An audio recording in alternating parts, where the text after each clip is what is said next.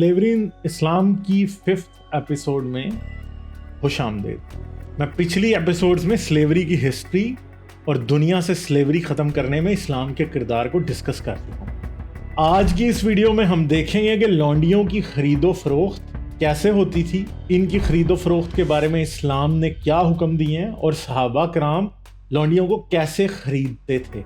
क्या इन लौंडियों को कपड़े पहनाए जाते थे, क्या इन्हें नंगा रखा जाता था, नंगा रखा जाता था तो कितना रखा जाता था।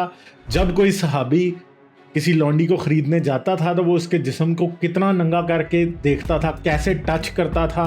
उस लौंडी की इंस्पेक्शन भेड़ बकरियों की तरह होती थी या कोई और भी इंस्पेक्शन का तरीका अपनाया जाता था। ये सारी चीज़ें आज की हम इस वीडियो में देखेंगे, तो इस वीडियो को आखिर तक ज़रूर देखें। मैंने इस सीरीज की पहली एपिसोड में बताया था कि इस्लाम के मुताबिक लौंडी वो औरत होती है जो किसी जंग में डायरेक्ट आपकी कैदी बन जाती है या फौज का कमांडर आपको दे देता है, या आप इसे खरीदते हैं, या अगर वो पहले जिस शख्स की मलकियत है वो आपको गिफ्ट कर देता है, या फिर कोई बच्ची जो गुलाम माँ और बाप के घर पैदा हो जाए। ये सभी किस्म की खवातीन या बच्चियां लौंडियां होती हैं। अगर आज मैं आपको ये बताऊं कि हजरत मोहम्मद मदीने की लौंडियों के हाथ में हाथ दिए बाजार में घूमा करते थे तो शायद आपको ये बात बड़ी अजीब महसूस होगी, लेकिन सही बुखारी की हदीस नंबर 6072 और मुश्कात की हदीस नंबर 5809 हमें ये बताती हैं कि मदीने वालों की लौंडियों में से एक लौंडी ऐसी भी थी जो हजरत मोहम्मद का हाथ पकड़ती थी और जहां चाहती थी आपको ले जाती थी। शायद रियासत मदीना में लौंडी का तस्वर इस कदर नॉर्मलाइज हो चुका था कि इस वक्त किसी को इसमें कोई ऑब्जेक्शनेबल बात महसूस नहीं होती। जैसे जैसे मुसलमानों की कॉन्क्वेस्ट में इजाफा होता चला गया, वैसे वैसे ही मदीने में कैद होके आने वाली और फिर मंडियों में बेची जाने वाली लौंडियों के नंबर में इजाफा होता चला गया, और यहां तक नौबत आ गई कि कुछ सहाबा की वफात के वक्त इनके कब्जे में मौजूद गुलामों और लौंडियों की तादाद 1000 तक पहुंच चुकी थी। मॉडरेट मुसलमान और आज के ज़माने के मुल्ला लौंडी के इस तस्वर से शर्मिंदगी महसूस करते हैं। इसलिए डॉक्टर इसरार इलामा इब्तिसाम इलाही और डॉक्टर शबीर अली वगैरह आजकल ये कहते पाए जाते हैं कि इस्लाम में सिर्फ जंग में कैद होकर आने वाली औरतों को ही लौंडी बनाने की इजाज़त थी, इसके अलावा खरीदो फरोख्त और गिफ्ट करना मना है। इसका जवाब मैं इस सीरीज की पहली वीडियो में दे चुका हूं कि इसकी मिसाल तो हमें खुद हजरत मोहम्मद की जिंदगी में मिल जाती है।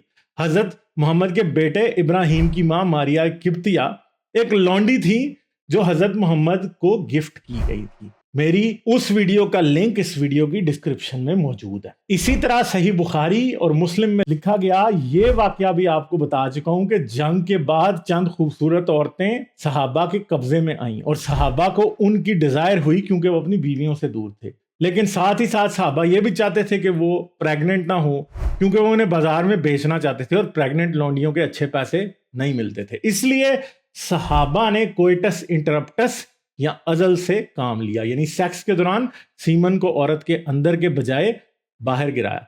फिर उन्होंने हजरत मोहम्मद से पूछा तो रसूल अल्लाह ने कहा हाँ इसकी इजाजत है, मगर अगर किसी रूह को पैदा होना है तो वो पैदा होके रहेगी। इस हदीस से दो बातें बिल्कुल ऑब्वियस हो जाती हैं। पहली तो ये कि इस्लाम में निकाह के बगैर लौंडी को सेक्स ऑब्जेक्ट के तौर पे इस्तेमाल करने की खुली इजाजत है। दूसरी ये कि एक कमोडिटी की तरह लौंडी की खरीदो फरोख्त की भी इजाजत है। तारीख तबरी और दीगर सीरत की किताबों में भी लिखा है कि बनु कुरैजा के 600 या 900 मर्दों को कत्ल करने के बाद हजरत मोहम्मद ने साद बिन ज़ैद अल अंसारी के हाथ औरतों और बच्चों को नजद भेज दिया ताकि वो इनको बेच के घोड़े और हथियार खरीद के ला सकें। लेकिन लौंडियों की ये खरीदो फरोख्त किस तरह होती थी, इसकी डिटेल मैं आपको आज बताने जा रहा हूँ। इस्लाम के आने से पहले अरब में जगह जगह लौंडियों और गुलामों की मंडियां लगा करती थी। आम मुसलमानों को यह मिसकंसेप्शन है कि यह सिलसिला इस्लाम आने के बाद ख़त्म हो गया, मगर रियलिटी यह है कि इस्लाम आने के बाद भी खुद रियासत मदीना में हेल्पलेस बच्चियों और लड़कियों को बाजार में ऑलमोस्ट नेकेड करके अरबी बदुओं के सामने भेड़ बकरियों की तरह खड़ा कर दिया जाता था। और फिर खरीदने वाले आगे बढ़कर जानवरों की तरह इन लड़कियों का जिस्म इंक्लूडिंग उनके जेनिटल पार्ट्स को थॉरली चेक किया करते थे। याद रखें, ये बच्चियां और औरतें कोई जानवर या किसी दूसरे सियारे की मखलूक नहीं थी। ये भी कुछ दिन पहले तक अपने घरों में वैसी जिंदगियां गुजार रही थी जैसे हमारी और आपके घरों की औरतें गुजार रही।